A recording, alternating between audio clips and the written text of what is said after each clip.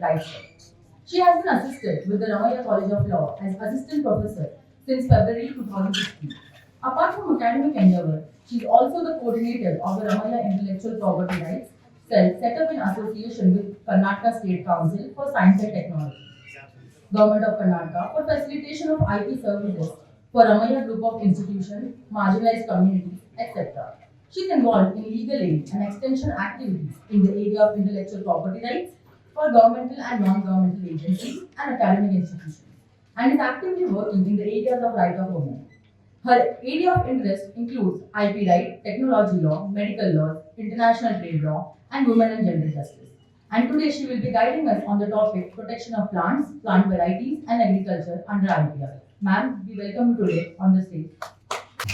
Yeah, the session specifically is on farmers' rights and related to plant varieties. But I'm going to talk from the lawyer's perspective. How exactly, when we talk about agricultural innovations, agricultural development, what forms of IP is actually important for us? Because see, when you're thinking from the career perspective, like for example, tomorrow you're an attorney representing some company like Monsanto who's working in the agricultural sector. You get the, you will be able to give them the right advice only if you are able to identify the right form of intellectual property rights. Because mostly when we start practicing in the field of IP, we have a tendency to say that, okay, when it comes to innovation, mostly it's only patents under which we can actually protect the IP. That is not the case. You are supposed to venture and find out what is the maximum number of IPs under which innovation or a technology can be protected, which need not be patent alone.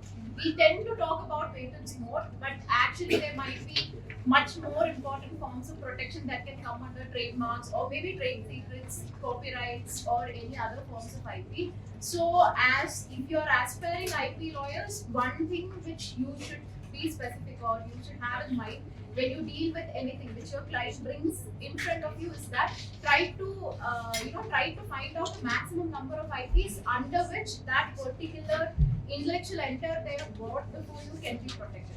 So I'm going to talk from that perspective because when we talk about agricultural innovation, what kind of IP actually comes to your mind? Can you tell me? We're talking about agriculture. Agriculture is there.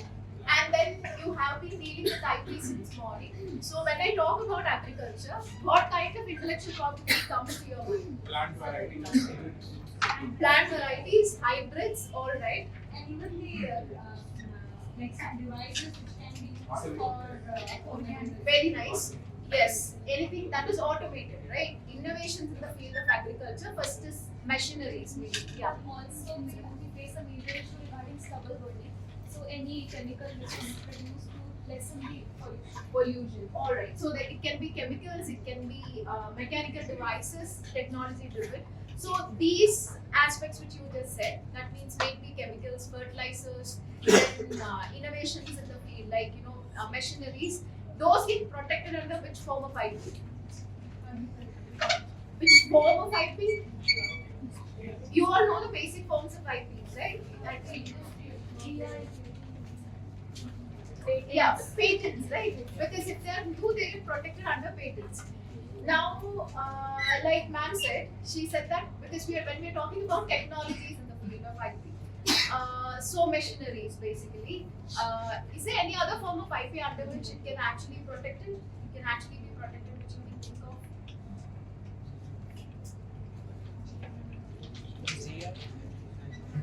It's a machine. It's new. It is novel because of which you came to a Industrial conclusion design. that your client should go for a protection of filing a patent, right?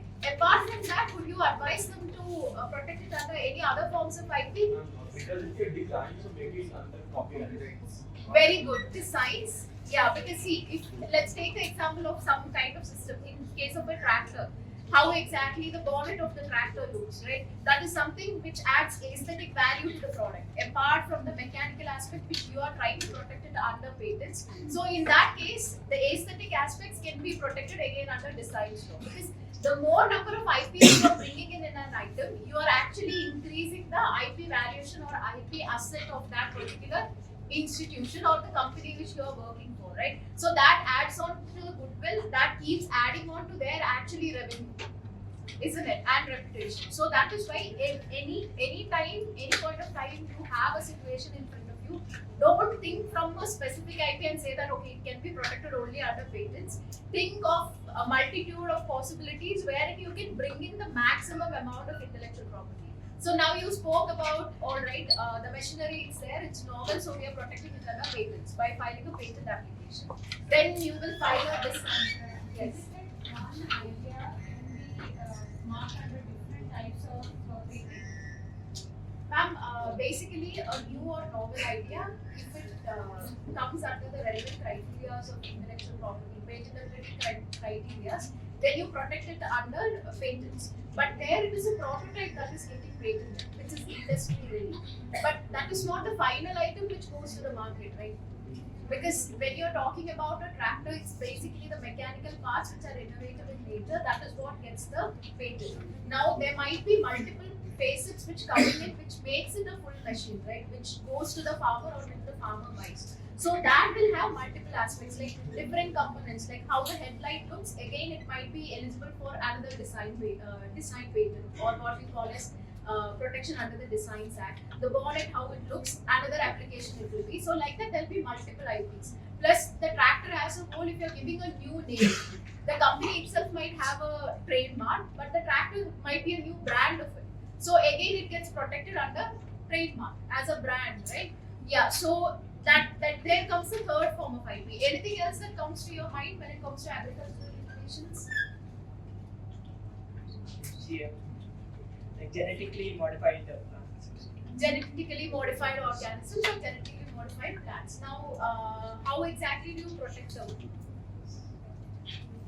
Trade secrets. Trade secrets, okay. What's the advantage of trade secrets over patents? What's the advantage of trade secrets over patents?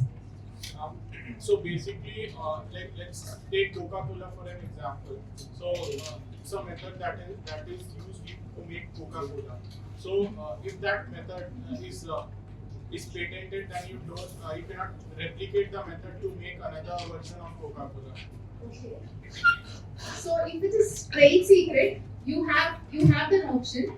There is an invention in front of you. Let's take for example, you have the option of protecting it through trade secret, or you have the option of protecting it through patents.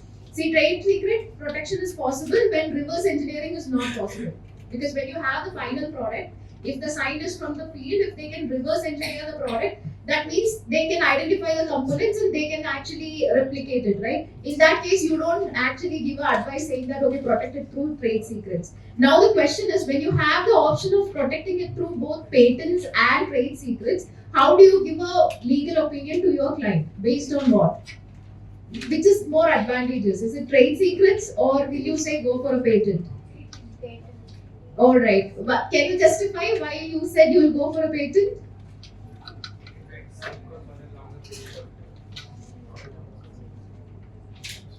Yes, anyone can answer.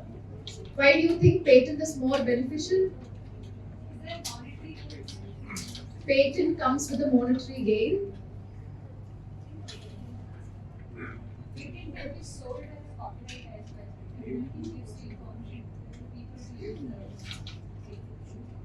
the It can be licensed. Once you get the patent, you can.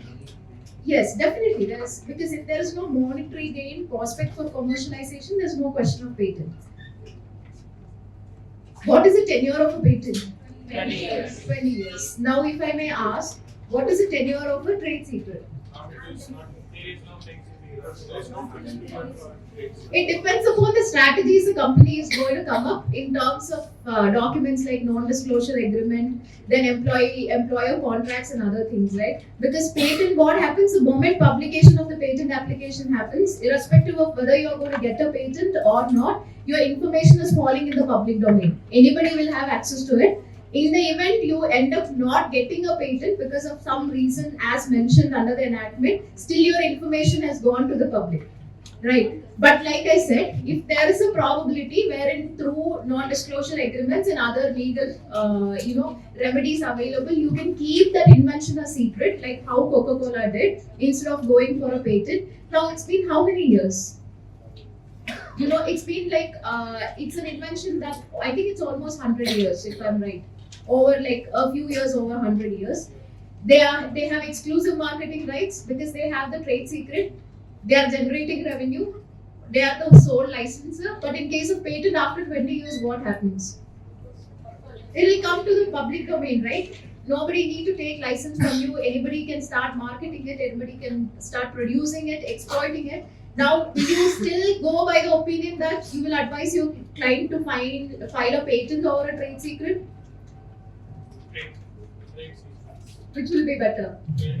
Trade secret, but initially look into the strategies. That is not a decision to be taken by the lawyer alone. You would need experts, and then you come to a conclusion whether which is actually the ideal way of protection. Now, when we talk, so that is the first stage when we talk about agriculture and intellectual property. That is technologies in the field of agriculture.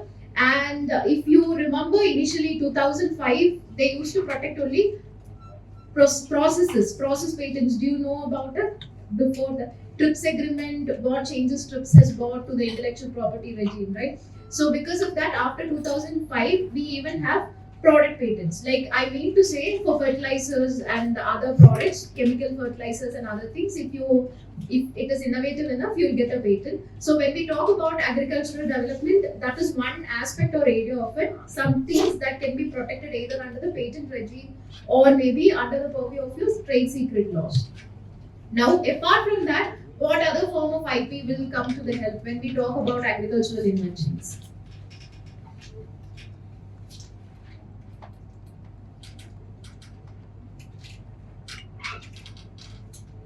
What about trademarks and copyrights? trademark might come to protect the name of the company. Alright, to protect the name of the company, trademark might help. Because irrespective of whether it's an agricultural product or a non-agricultural product, always when there is a commercial activity happening, there is always scope for a trade name or a brand name, because that increases the value of that particular entity, right? Yeah, so that is why trademark always is there in the picture. What about copyrights? Copyrights in agriculture, can you connect it anyway? Ma'am, there is a research paper Yes. by any student in an agricultural university. Then his work can be copied. Alright, any kind of publications, right, which is related to agriculture. Like for example, even the manuals, like we said, you're trying to get the manual for an invention which you have already got it patented. That manual can also be copyrighted, right? So that way, see, when we talk about agriculture as an industry, don't think that plant variety protection is the only form of protection that is going to come into picture. Now, going to the next step, let's come to any kind of restrictions under the patent law. Did you go across did you go through patentability criteria in the morning? Yes. You had a session. Yeah. Now, so I think you are clear with Section 3, right? Patent Act. Now, tell me, are there any restrictions when it comes to patent when we talk about agricultural sector?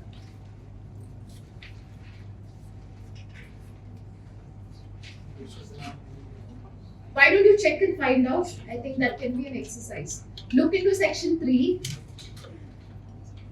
You can use your phones. Look into Section 3 and tell me, is there any provisions wherein certain kind of agricultural activities, if the invention is from that particular field, it will not get a patent in India?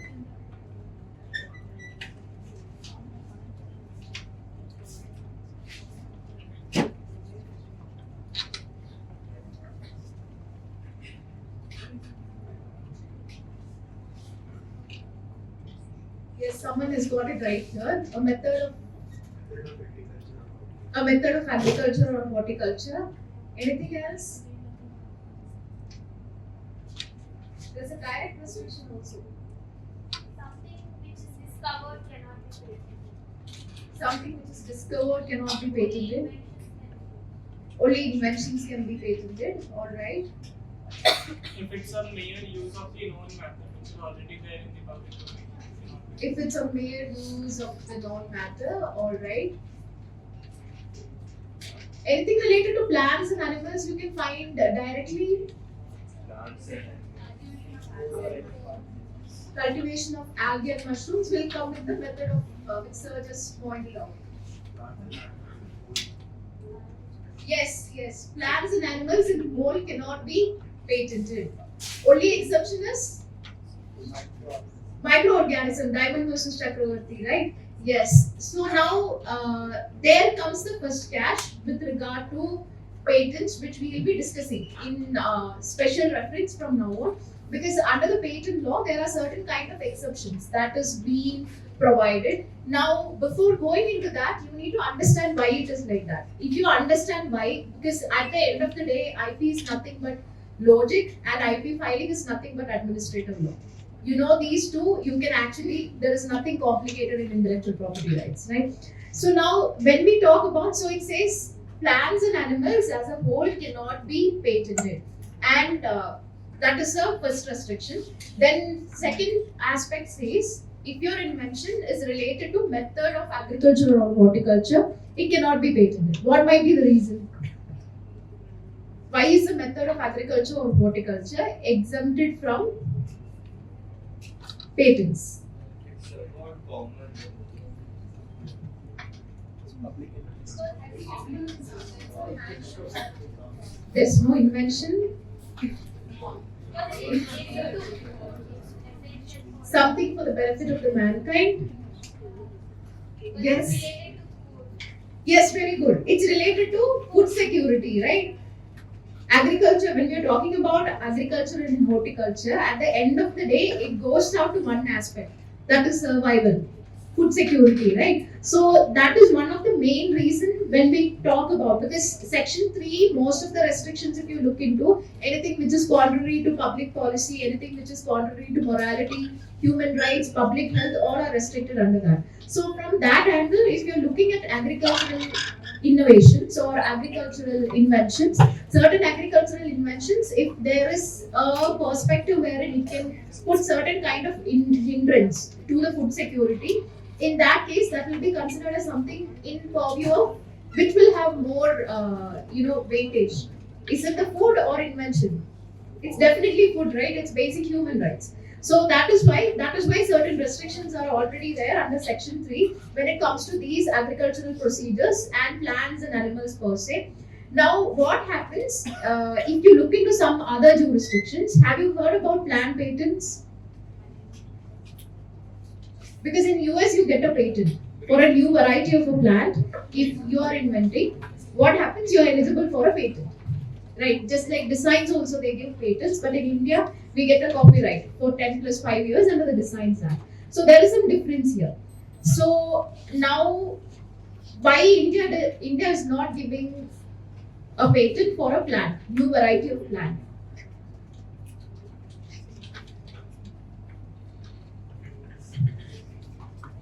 Diversity. It's already existing. Okay, almost there.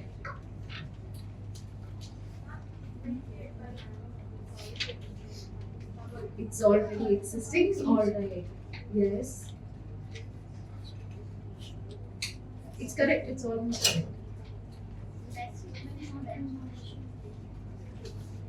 Now, I'll tell you the exact reason. Do you know what is a bundle of rights you get when you get a patent? When a patent is granted, you get something, right? Which is called a bundle of rights. At the end of the day, it's nothing but a movable property that has come to you when you get a patent granted, right? Now, what is there in that bundle? What can you do?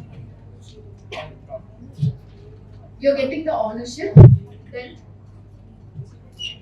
what can you do with the ownership? Complete commercialization, exploitation, assignment, licensing, everything comes to you exclusively, right? Without your permission, nobody can deal with that particular aspect, even with related to research.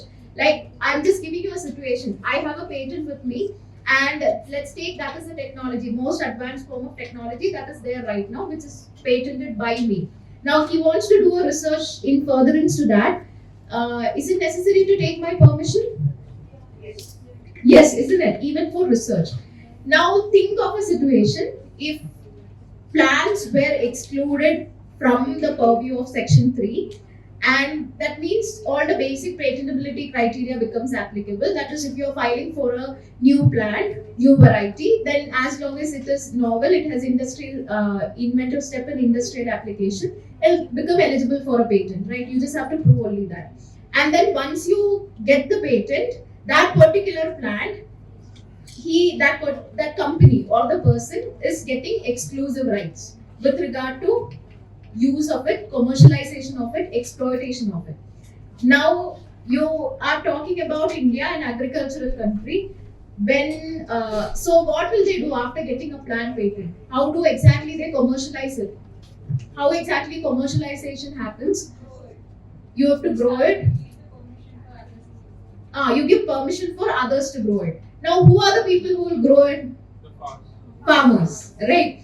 Now, in a situation like in a country like India, where you expect farmers to grow these seeds, because in the bundle of rights, there is also a right to decide the price. Because even under Competition Act, intellectual property rights is an exception, right? To maximum extent, as except in certain exceptional cases. That means you get to decide the price of the product at the end of the day. Am I correct or not? So the company or the person who gets the patent over that particular plant, they can decide the price of the plant. The seed. Now, how does the government assure that the seeds will be available to farmers at a subsidized rate or at a cheaper price? Will it be possible? Because it's your law, you have given the patent, you have said that you have all the rights to decide the price of the product for the next 20 years. Will it be possible to make it affordable to the farmer? No. Now, just go beyond that. Let's take the farmer is buying whatever, like companies like Monsanto, they sell the seeds at a very high price. Now, let's take our farmers buy it, they grow it, and they're selling it in the market. Now, again, they'll say you cannot resow from usually how do the farmers grow it? They will buy the seeds first, and then you might be seeing, if you're from an agricultural background, a patch of the land, they will save it for the next generation, the seeds, resowing for the next season. But the moment there is a patent, the company can say that you're not supposed to do that. Every time you want to resow it, you have to get the new seeds from the company. Neither can you share the seeds with anybody. So again, he has to go back, buy the seeds at the price the company is saying, again come back. Now, who will this impact? Only farmers? Will it impact you and me? Yeah, it will lead to further inflation in food prices. Leave inflation in food prices, we have something known as a public distribution system, right? Will they be able to collect food at a subsidized price? Yes. So there lies the public interest when we talk about plant varieties. That means why exactly? Because this concept of plant variety is a comparatively new concept in India, if you know, because that particular legislation came into existence in 2001.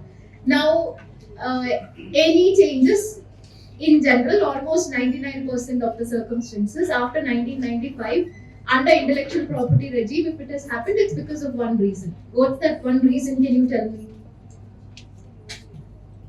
We became a member of WTO, right? So yes, liberalization, of course, LPG. So we became a member of WTO and TRIPS became binding on India, right? So there, if you look into the agricultural aspects, what it says that one thing is, in the interest of public, under Article 27, there can be certain restrictions, right? In terms of aspects related to human rights, in terms of aspects related to public order and other aspects. But when it comes to plant varieties, TRIPS actually identifies plant variety as one form of intellectual property, wherein it becomes obligatory on the member countries to come up with a law for that particular form of intellectual property and provide minimum protection. That is how this TRIPS works. So now, under that, what they say is, they have given 3 options to protect the plant variety. They have not mentioned the minimum terms of protection. They said either you give patents, or second option is you come up with a sui generis system of law, or third one is you can go opt for a combination of patent and a sui generis system of law. Now, what is the sui generis system of law? That is something we have very less in India. We don't have many sui generis systems of legislation because we are a Commonwealth country and we have a tendency to adopt legal principles and legislations from other Commonwealth countries. Sui generis is when the law is novel in itself. Depending on the requirements and the circumstances and the social conditions in India, the Indian government will come up with a law or a legislation which is actually what we need at this point of time. Another example is the Geographical Indications Act. It's a sui generis system. But can I say the Patent Act of 1970 is a sui generis law? No, because it is based on the Patent Act of 1948 of United Kingdom, right? So that is why. So TRIPS gives three options. Either you give a patent, which is very simple, like how US is doing, or you come up with an entirely new system of law, but make sure that you're protecting it and acknowledging it. Third one is you can go for a combination. That is sui generis system plus patent together. So in this, since you have a clarity on section 3, it is very clear. India decided no matter what, we are not giving a patent when it comes to plant varieties. Now comes the question, which is the sui generis law. Right. Now tell me, which is the sui generis law which can protect plant varieties?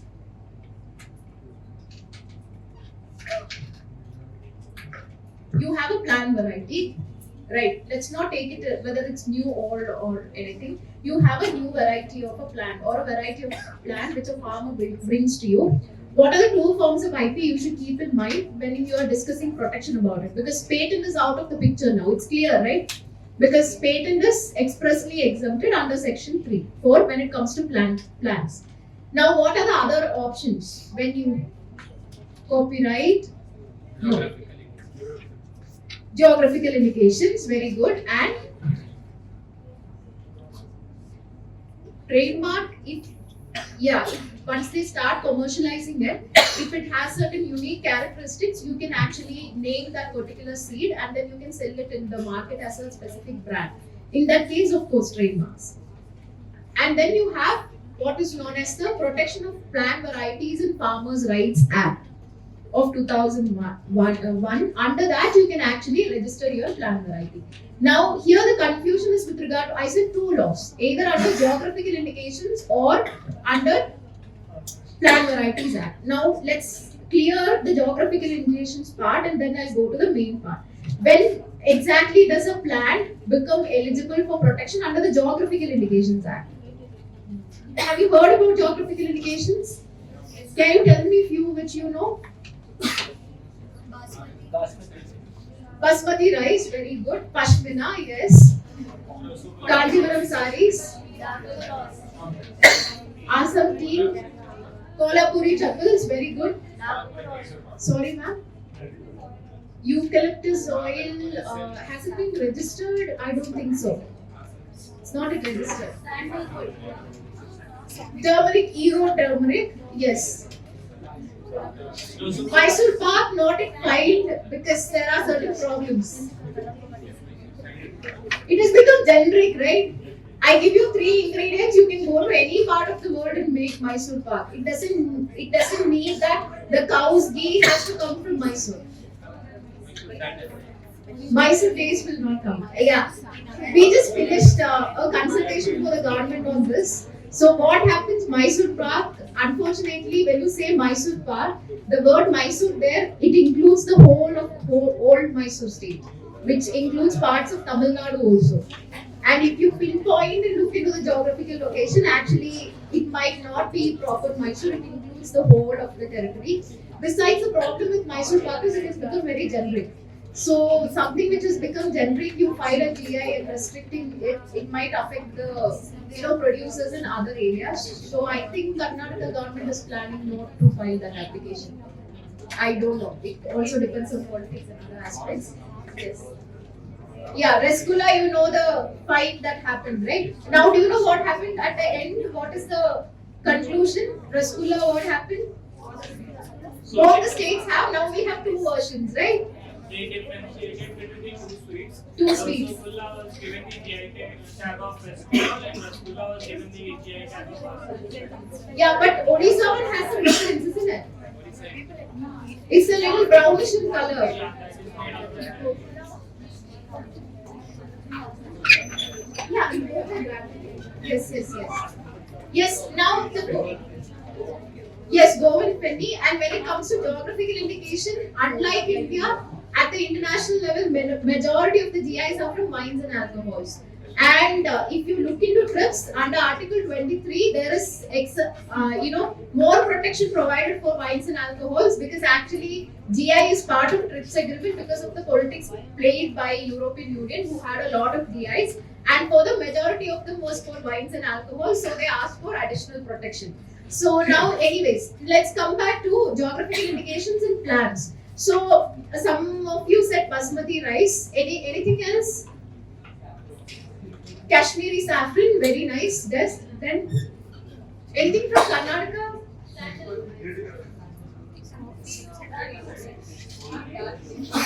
Ma'am, ragi mutte, I think I can make it with any. No, this keeps coming up in all the IP programs. I think in Karnataka everyone is very sentimental about ragi mutte. They want to get a GI. Darjeeling tea. So now, how do you first guess? You want to say something? Tirupati laddu. Yes, it is a GI. It has a GI tag. Even Palani Panjamritam also. Yes. Yeah, they both have GIs. They are registered. Got it. That's not registered. They have contested, but it is still there. Okay, now as far as I know, it's not yet removed. That contestant, that it's still going on. It will take time, and we don't think it's going to get removed as what we feel. Yes, yeah. So let's come back to agricultural products. When do you say that a plant which is there in front of you is eligible for a GI protection?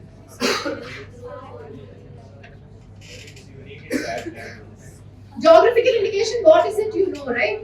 Essence of GI, that is, it is unique because of two reasons. Because it comes from the geographical area, or it might be because of the skill of the artisan who makes it. So it can be either of it or both of it together, depending on each form of GIs. Now what happens is, this geographical indication, specifically in terms of plants, how do you decide? And why exactly, you have to tell me why it will be advantageous over filing a protection under Plant Varieties Act. Basmati rice is there. Do you know any cases related to basmati rice? Or what is the speciality of basmati rice?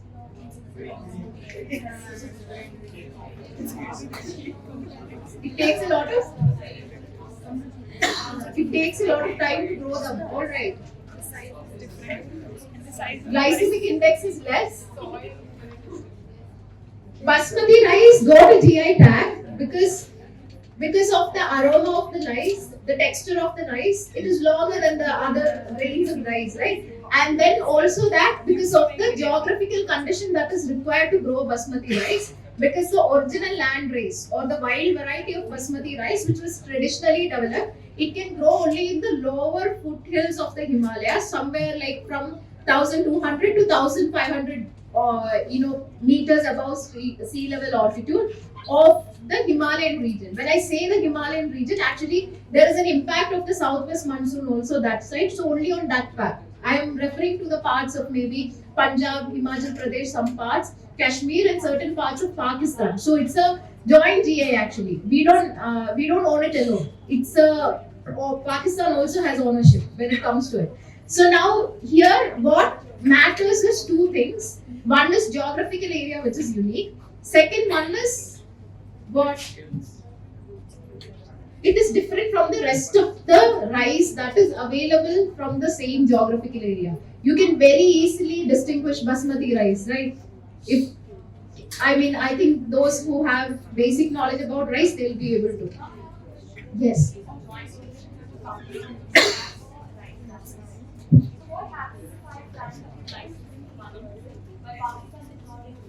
Okay, so this is how GI works. GI, when it is country specific. What TRIPS says is that as long as the country of origin does not recognize it, the other countries don't have an obligation to protect it. So India, after the basmati rice stays under GI, we registered it and we have recognized it. Pakistan actually didn't do it. They just did it very recently. Now, second part about licensing of GI. The concept of licensing actually under the regime of GI law in India, it is not there. because it's always the original producers, because there's some essence of traditional knowledge that is associated with it. So what exactly happens? You're the original producer who have been traditionally cultivating it, then you're entitled to get yourself registered as an authorized user on registration of the GI, and then you can carry forward your business. You cannot license it. Same is the reason why they say that an individual person cannot register a GI. It's a collective property. So concept of licensing and assignment is not there when it comes to geographical indications. Yes. Yeah. So now let's come back. So what happens? How do you decide whether to file a GI application or a plant variety application? How do you decide?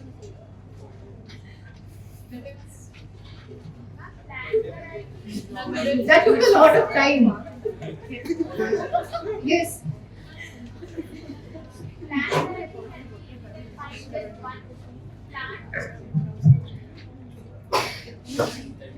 Yes, yes. Plant varieties, what happens?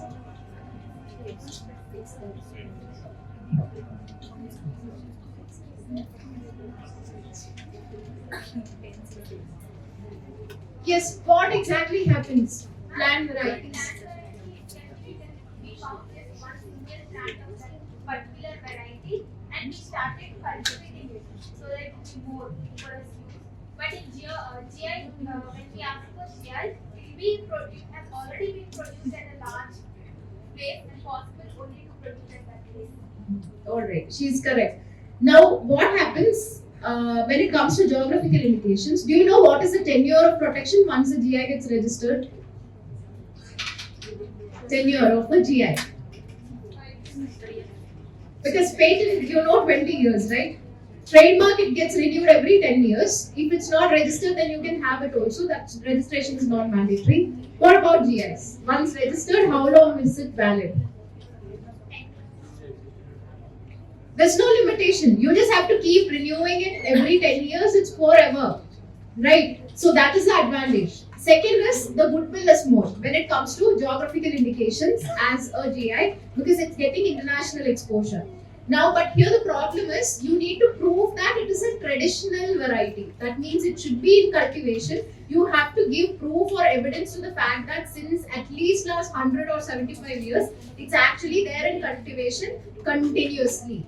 And then that essential ingredients, that if the oranges doesn't come from Nagpur, it will not have the smell, aroma and the texture, right? So similar wise like that. Similarly, we recently filed an application for Karnataka government that is regarding Kagga rice. So that is a saline water rice variety. So the speciality of the rice is it grows in the, Uttara Kannada, Gokarna comes, it's near Gokarna, there is this saline water patch of land is there. So there actually it grows. And once the sowing happens, the farmer leaves the land, they never goes back until harvest happens, because they are so much resistant to pest and other things, it will grow by its own.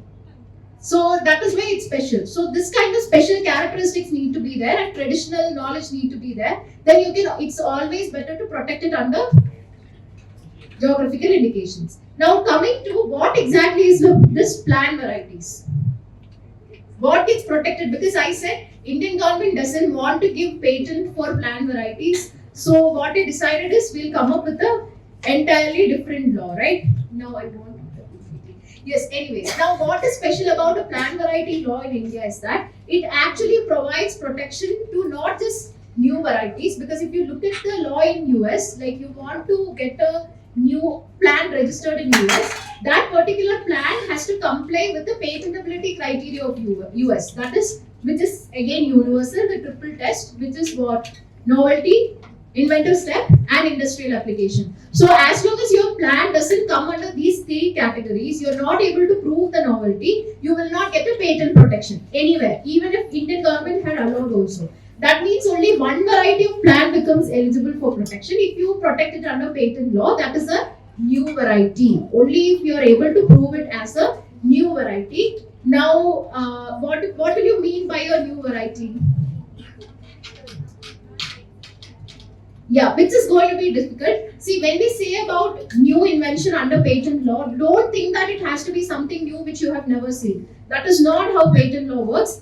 It's actually nothing but modification of the existing technology. It's just that when we talk about a modification, you prove the inventive step to such that you either prove that it has become more convenient to use than the existing version, or you have added something additional because of which certain additional characteristics are added. So don't think that you're going to come up with some breakthrough inventions, because breakthrough inventions comes only once in a century or maybe in once in 50 years, right? So when we talk about plant varieties, so if you're going to protect it through patent law, it's only the new varieties if you're able to prove the novelty, inventive step and industrial application that will get protected. So if you look at the plant variety law in India, that is one form of variety that can be protected. That means if you are coming up with a new variety, now what is a new variety? Is there a pen or something I can just Alright, leave that. Let's talk about, you all know Alfonso mangoes? What is the speciality? It's too sweet. Yeah, she does the ad also. In terms of quality, it's better, right? But you know, it has certain, when the farmers, looking from the farmer's perspective, it has certain bad characteristics also while growing it. One is with regard to the summer shower. If the rain is a little higher, on the higher side, actually the flowers will fall off because the flower stalk is very delicate. So that affects the yield of the plant. Second is, when you buy Alfonso mangoes, sometimes what happens, when you cut it open, you will see that a little lighter shade and it will become kind of very rough and fibrous inside the mango when you buy it. That's actually spoiled, but you will not be able to make it from outside. So this mango, the flesh of the mango going fibrous, it's again because of the rain and when the heat is too high also it happens. So these are the two factors. When the farmers are cultivating it, they actually find it difficult. So what they do is, I'm just giving you an example so that you will understand what is a new variety that can be registered. So what they did is, there is a Mexican variety of mango which actually is not very tasty or which is not preferred in the market like Alfonso mango, because Alfonso is considered the king, right? Now what happens, this speciality of the Mexican variety, I forgot the name, sorry. What is that? It's actually, it is highly resistant to rain and the heat. So if you crossbreed this two, if you are able to identify the features and characteristics, then you can actually develop a new variety. We have a new variety, it is called Konkan Samrat. So the speciality of Konkan Samrat is, it is actually nothing but Alfonso mango, but it will not have the problem of this fibrous tissue formation. Besides, it can withstand rain and extreme heat conditions, because of which it's a high yielding variety. So, time is over. Alright. Yeah, so now that is exactly a new variety which can be registered. Now you got it, what is a new variety? Is it clear to everyone? Yes, I think that's enough. So that is one variety that can be registered. So either you can apply for a new variety registration for Konkan Samrat in India, or you can simultaneously apply for a patent in US. So this is the first form of variety that can be registered under Plant Varieties Act. It doesn't end there, because I said at the end of the day, even when intellectual property rights is there, what is the priority of the government? Farmers and food security. Because of which there are certain other forms of varieties which can be registered under the Plant Varieties Act, and that is exactly the beauty of that particular legislation, because this legislation is, I think it has not been discussed very extensively, but this is actually the intellectual property law which brings in the essence of public law more into it than patent, because patent it's just restricted to maybe section 3 or 35 to 40 or 100 and other things. But this particular law, if you look into the title itself, it says protection of plant varieties and farmers' rights. So from section 35, actually the law says what are the rights of farmers. Because you are registering a new variety, that means you are getting a property right for the new variety, you are getting a bundle of rights. That bundle of rights will say that you can commercialize it, you can decide the price, you can prevent anybody from selling the product in the market, you can license it, you can assign it as everything, right? Like any form of intellectual property. But this particular process can actually harm whom? The farmers. So they have actually expressly mentioned farmers' rights under this enactment, which says that if a farmer, after buying a new variety from a company, he can actually grow it in the field. After growing it in the field, he can actually, if he is a farmer, under the definition of the law. Farmer is defined who is a farmer. So if he is a farmer, he can actually save the seeds for the next sowing season. Company cannot sue him. Not just that, like let's take we are all farmers from one particular area. I brought the seeds and then I actually grew it. I can actually share it with all of them. It will not be a violation. But if I don't come under the definition of farmer, I am sharing the seeds with anybody for price, then it will be considered as a violation. Only thing is, when I am doing in the process of sharing, I should not put it in packages and I should not give it another name. And I should have produced it in my own field. If I can prove to that much extent, then I cannot be sued for infringement, for any kind of violation of rights of the person whose variety is already registered under the enactment. So that is why the priority of the government at the end of the day, even under this law, is nothing but who the farmers. Now, second is the other forms of varieties that can be protected under the law. Because new variety is just like a novel invention. Usually it will be done by the seed companies or maybe sometimes agricultural universities. You keep seeing, right? Dharwad University registered a new form of new variety of rice, which is pest resistant. They have named it JR3D45.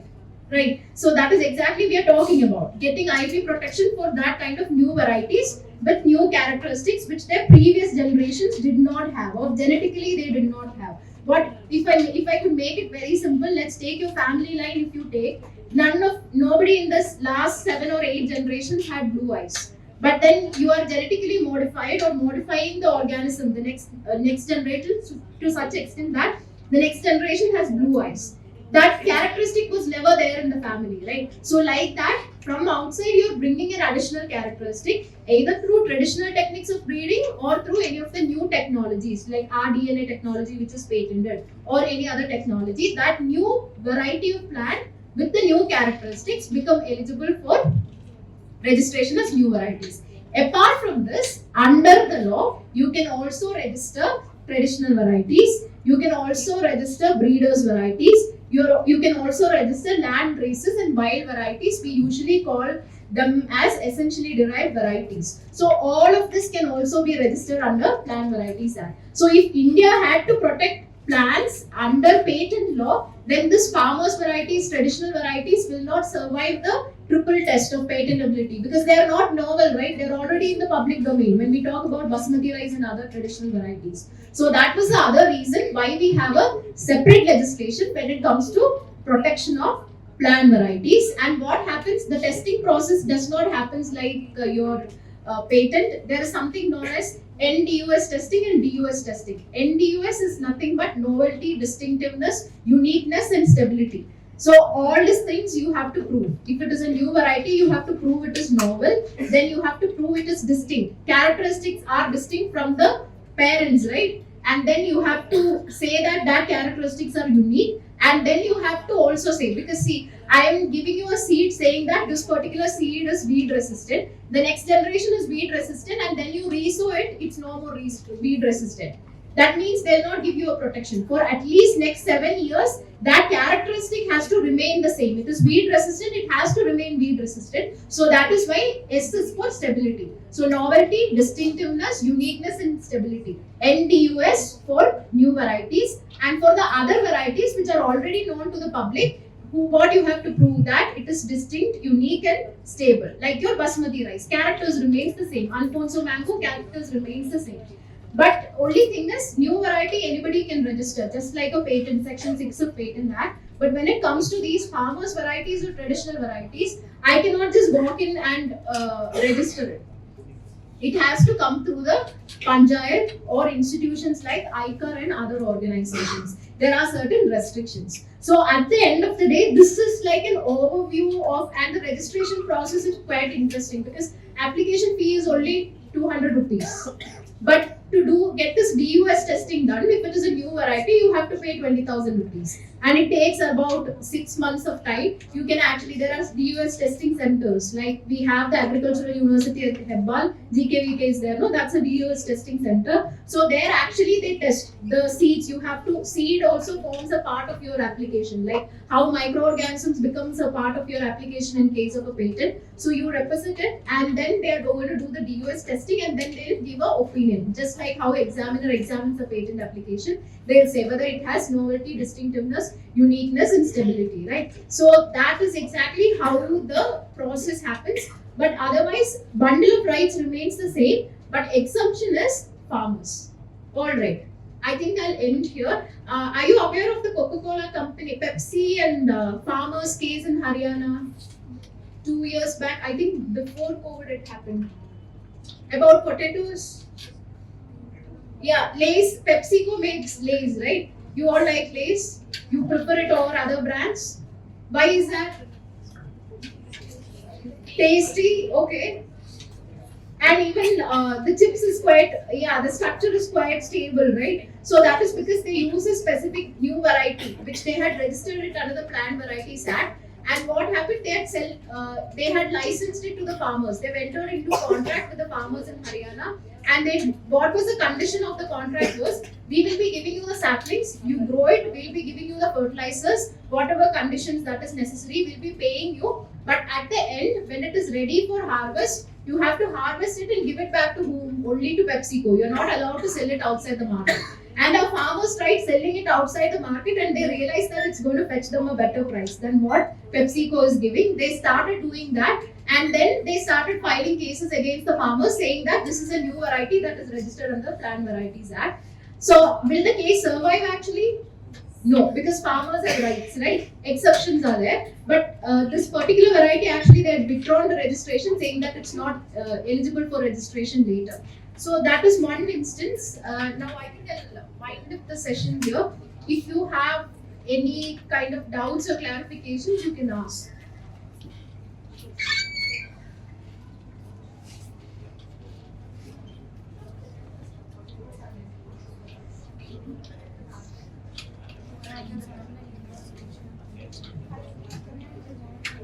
Now hybrid can also be involved. So what exactly happens when you're talking about a hybrid, is that you have a genetic material which comes from a parent in case of a child, or in case of traditional breeding processes, you have a plant, essentially the right variety. Apart from that parent variety, there is some additional characteristics that is added. So now whether you're eligible for protection for a variety depends on that additional characteristics. If you're able to prove the novelty, then you get a protection for a variety. Otherwise, you can just register it as a essentially a variety or breed.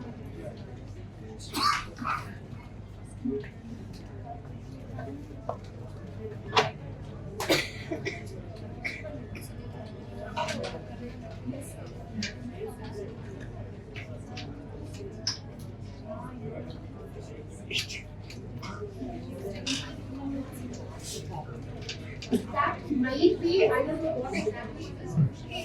Usually when that working plant is over usually they use it the farmers exclusively. So those are exclusive licenses. So again, the farmer at that point needs to share they have to go by whatever instruction they are giving and do it, and then they will start. So I think it is only at that time it's starting fine.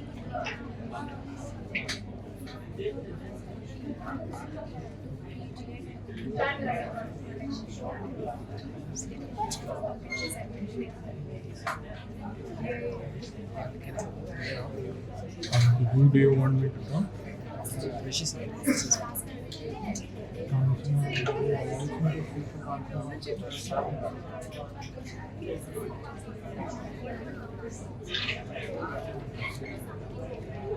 That might be because they have so they are saying it's from here have a facility, right? But when I say so, if the other person giving I count that it's a farmer and I'm giving it, then it might not be viable. They will not be able to count it. But even if there are companies even collection of farmers, specifically in a company there are policy on farmer as per the law, which says one is a person who cultivates.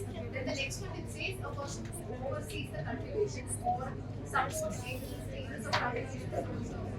So when we say agricultural commodities of more existing and now so we have one of them.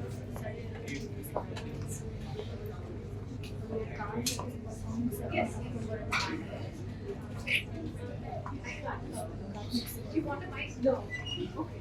Because we spoke about the names and farmers, I don't really know the facts. So then, in this case, the farmers were affected, right? No, the case didn't reach that stage. It was withdrawn. The reason being the Plant Varieties Authority, they withdraw the new variety registration for the PepsiCo company. Ma'am, so if this is social farmers, it's all we want to protect that because farmers are exempt. Alright, see, that two things I'll touch upon here. One is in general with related to intellectual property, because when you're working for a firm, when they have any kind of problem related to IP, first thing you have to keep in mind is that you don't want to go to court. The reason why they say you don't want to go to court, because you already have a brand name. The moment court and litigation happens, the value of your brand comes down. So that is exactly the reason when you study most of the cases in intellectual property rights, there are very few. When it comes to these plant varieties and other things, they settle it off. Now, second is how exactly PepsiCo can protect it. There is, when it, provided if the new registration exists and it was not withdrawn, they are free to enter into agreements like when we buy the seeds, they can always restrict, they can actually file cases against them. But farmers are above the rights, bundle of rights that is provided to a person who has registered a new variety, because public interest lies there because of one, farmers' rights, second, because of food security. So, a IP right which is given for a new variety cannot go above the rights of farmers in case of India. So that is why even UPOV convention is there, related to new variety protection. India is a part of it, but we have not brought it completely in our law because of farmers' rights. Besides, there are food and agricultural organizations, restrictions and recommendations also. That also, because food security and this particular law is quite a vast area to be covered. So, on the same day, if PepsiCo did not give the contract to farmers, Haryana farmers, and they themselves bought a plot of land, employed people to cultivate the particular potatoes, then that does not restrict to the If PepsiCo is having the new variety registration and the farmers, so the first question that has to be looked into in this situation is where did they get the seeds from? If farmers have bought the seeds from PepsiCo, or they have got it from another farmer who got it from PepsiCo and is cultivating in the field, they got it to their field and they are actually growing it, there is no violation because they are farmers. But there are three exceptions to this. One is like, take for example, the farmer is actually putting the saplings of potato in a plastic bag or a package and he's giving a new brand name to it, like his name or someone's name, and then he's selling it. In that case, it becomes a violation. Second is when he wants to sell it or give it to another farmer, but the problem is the produce is not from his field. He didn't actually produce it, he got it from somewhere else and in turn he is selling to another farmer, then it will become a violation. So like that there are 2-3 instances wherein, see, proving it is quite difficult because that is also one of the irony of the law, because tomorrow a case goes to the court, will a farmer be able to prove all these things when you have very strong counsels for the company arguing on the other side is the basic question this law raises. But yeah, this is what is written in the law. And that is one of the reasons why the Plant Varieties Authority withdrew the legislation is also because of that. They just realized that it's going to raise larger public concerns.